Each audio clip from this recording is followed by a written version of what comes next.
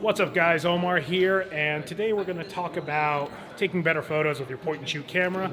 I get a lot of questions about cameras, and people tend to get overwhelmed when I start talking about interchangeable lens systems. Normally this is my video camera and this is my photo camera, but today they're changing places. I've got Alyssa here, Alyssa U cosplay, pop tag right there. Make sure you follow her. Ooh, bicep looks huge here. I'll put the link to her profile down below. Does wonders with cardboard, among other things. Definitely check her out. So today what we're going to do, now tech, if you've bought a point and shoot camera over the last 4 to 5 years, I would say, they're actually really good. The tech has advanced like tenfold from what it was when you were a kid and you had that 5 megapixel cyber shot. So the camera I'll be using today is the Sony RX100 Mark VII. Amazing video camera. Really the only reason I have it is because I do need this audio jack when I'm doing work. Beyond that, it's actually a really mediocre photo camera, and that's probably a good thing, because if you were going to buy a camera to take better photos, I'd actually recommend the older version of this, or even older, the Canon G7X Mark II. Canon G7X Mark II, you can probably find a used one for around $300 to $350. RX100 Mark V, $450 to $500, and the RX100 Mark V-A, closer to around like the $550, $600 marker. Used, gray market import, whatever the case is, it works. So all the photos you see today, they'll be decent photos, hopefully. If not, I owe you photos, of course, sorry. But the important thing about this is that it shows that you'll be able to buy a relatively inexpensive camera and still take really good photos, because the majority, do you print any of your photos? So we don't really print our photos. We post them all on the gram. Exactly. I post 99.9% of mine on the gram, send them out through emails. They're all digital. Right. So do you really need to invest in a $5,000 camera system in order to get content that's really just good enough to post on the gram? Right. Plus these are so much easier to carry around, get a handle on, Yeah. handle it how you want. Exactly. I wish I actually had a reference so you could see why I went with this camera specifically. Hey guys, Future Omar here. Just wanted to actually provide that quick frame of reference. So this is my Fuji X-T3, my main camera, along with the 5140, 7200 equivalent. And this is the 1655, 2470 equivalent. These are Fuji lenses designed for APS-C, so they're smaller and lighter than average. And the focal ranges of both of these are covered in this thing. So that's why I have this camera, again, predominantly used for video. Wanted to see if I could kind of do some photos with it. Carrying these two versus carrying this, clearly you get better image quality out of these, and these are 2.8 all the way through. This is 2.8 to 4.5 at the telephoto end, and it loses that 2.8 pretty quickly. But yeah, these, little on the bigger side. This, pocketable. So yeah. Back to the video. We got Greg joining us here. He's going to learn how to take some video and see how terrible this actual shoot is compared to the final edit. So the modifiers we have, basic one would be to shoot with the photographer's back against the window so that you get the nice soft light going on the person you're shooting. This is a cosplay photo shoot. Obviously, like, cosplay is pretty cool. You could apply this to anything else, but I'd highly recommend taking photos of something entertaining that you don't see every day, unless, you know, you're like in Manhattan and you ride the subway, because... And this is the norm. Yeah, that's a norm over there. Actually, this is on the low side of the norm. Yeah. So the other light modifiers, we have constant LED light. I am a videographer by trade. And don't judge me, I stutter a lot when I turn the lens on myself, so my professional work's a lot better. But having a constant light, it does kind of blind the model a bit. Sorry about that. It's fine. But it does also help when you don't really have the standard flash setup here. Like this stuff, you've all taken photos of people with a point and shoot flash, they all come out horrible. But we'll talk about how to leverage this thing in a bit as well. This one, honestly, not enough photographers use, but these little bounce boards. You can usually get these for about 20 bucks. It's 4-in-1 or 5-in-1. You've got the gold reflective, the white. You've got there's a black side inside if you want to do like negative fill, which is a fancy way of saying like kind of amplify the shadows a little bit on you. We did this for Anime USA with my witch photos. So we did. Yes, we did. We used this thing here. It was a learning experience for me because, again, videographer. Haven't used a crazy amount of light modifiers for photos, but I dove in quite a bit afterwards. Yeah. This is a diffuser. It's also the base. And here's like the silver reflector that you get like a much cooler effect on people when you use it. We also have, so this is actually the one I'm excited to use. This is a speedlight, regular Godox, $80 speedlight. They even have less expensive versions. But evidently, so most modern speedlights, ooh, that is not playing right with the shutter speed, but you can kind of see this. So this S1, S2 feature actually puts these speedlights into what's called optical slave mode. And what optical slave does is that it allows you to use a flash, the flash off your camera to actually trigger this speed light, and you can use it as an off-camera flash. Now, you do have to have the light kind of face the optical sensor. It has to pick it up in order to set this off, so it does get a little tricky, but it does allow for some pretty interesting and pretty flexible photo opportunities that you otherwise wouldn't be able to get with a point and shoot, and it keeps your kit super compact. If all I need is to carry these in my backpack, then I'm already saving a ton of space and a ton of weight when I'm walking around. But you know what? I think we're gonna start off with this one here. This modifier, I actually found it on like an 11-year-old forum post. It's a ping pong ball. Basically, you just cut the slit open and you kind of like, you fit it there and it becomes like a low budget version. That's amazing. It becomes a low budget version of this thing right here. So it diffuses the light and it actually makes the speed lights, the little on-camera flashes, useful on these point and shoots. If you have one that doesn't articulate like this, you can actually just cut it in half and kind of mount it onto that flash if it's got it just on the side.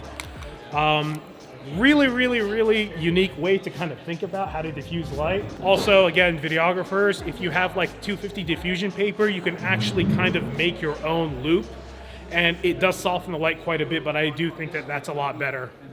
So that's our intro. Wow, I was at a horrible angle this whole time, but ready to, You're looking buff. yeah, ready to get started? Let's go. Okay, transition time. Okay, so we're gonna go down the list of light modifiers. Gonna start off with the ping pong ball because honestly it's the easiest and cheapest way.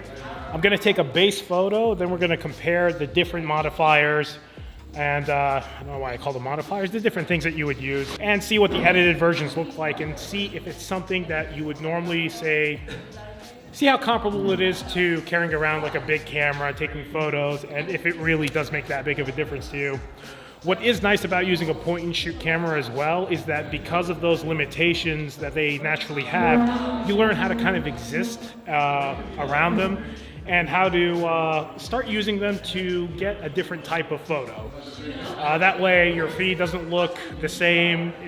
You don't need to have a super blown out background in every photo to appreciate it for it to be a good photo.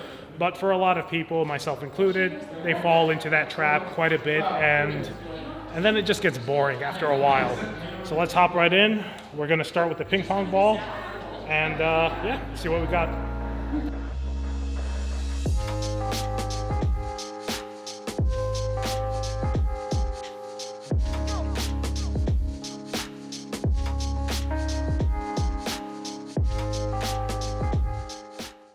And now the ping pong ball.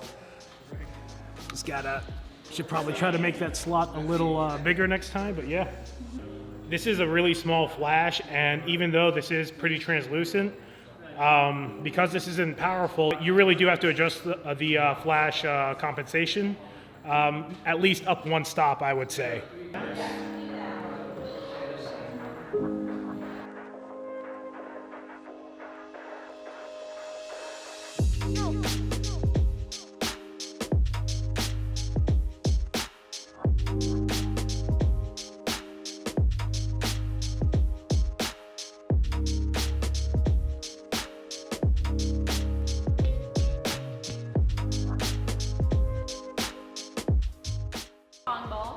So far, Really liking what the ping pong ball does.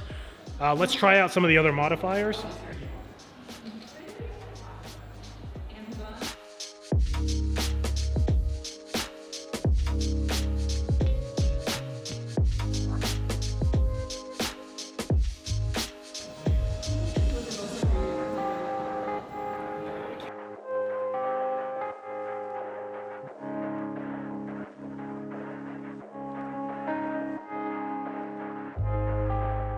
Okay, so this is the grip I use usually when I'm at cons and I want to hold a flash up, and they have like this no tripods or light stands on the floor rule.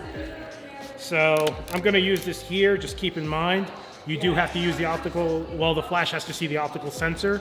So if it doesn't go off, you either have to reposition this, or sometimes I think I might have to actually lose this, but we'll see what happens, and then I'll mount it onto the portable stand I've got too. So we've got this here. I'm going to use this just to kind of diffuse the light a bit and see it go off. So you saw that slight delay there, mostly due to the frame rate that it's set at, but it's something you're going to be dealing with. I am going to put a modifier on this, and eventually I'll have it stand alone on a stand.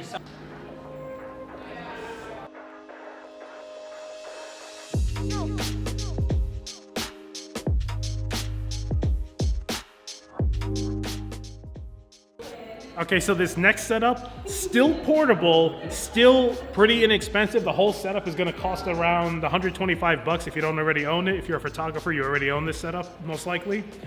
But let's see what kind of photos we can really get with this. Check it out. So off-camera flash setup over here. I don't know if it's going to work as well as I'm hoping it will. Let's try it out and see how the photos come out.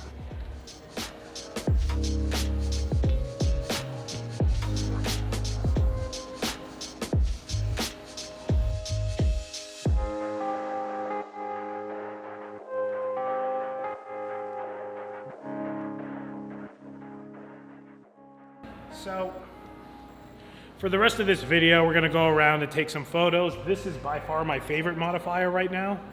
I'll upload a few examples, some edited, some unedited, and let me know what you think. If you wanna see more of this type of workaround type content, let me know. I'll put links to all this stuff, or as close to it as possible, in the description below, but if you have any specific questions about gear, let me know. The majority of this is pretty inexpensive.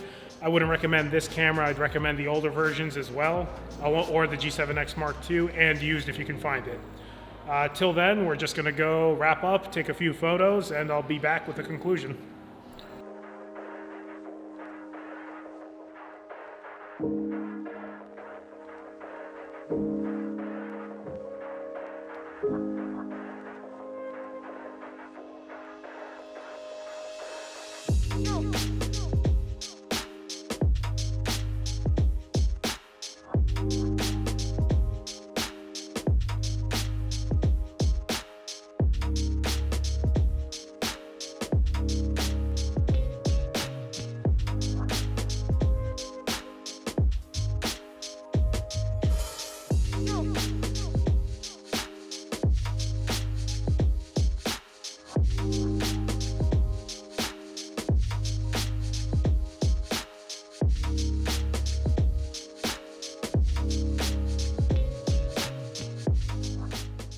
Right here. Okay, so at this point you've probably seen all the sample footage, all the sample photos. Surprisingly, came out great. My favorite setup is that one right there. That's a great assistant for the day there. Yeah, so you can really take a lot of good photos with a point and shoot. I actually might just go to Katsicon with this thing so I don't have to lug around a bunch of lenses. So true. Provided that it edits well. So long as it edits well, we haven't seen it yet. You'll see it. Maybe I'll type something at the end. Right over here saying whether I liked it or not. Hooray! You said you have to choose quantity or quality, right? Now you can do both. Exactly. So, yep, that's the end of this video. If there's anything else you'd want to see, like any really questionable photography methods, just let us know. For now, again, Alyssa U Cosplay, tag links below. Me, you'll put my stuff there, not very good, but you're free to check it out if you want to. Catch you next time.